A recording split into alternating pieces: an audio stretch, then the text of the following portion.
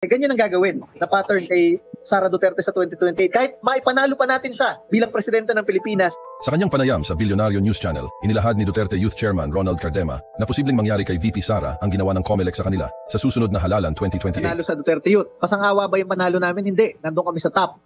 Panalong-panalo kami at ayaw kami paupuin. Itong hindi ako familiar Joey Uy, no? Joey Uy ng Manila.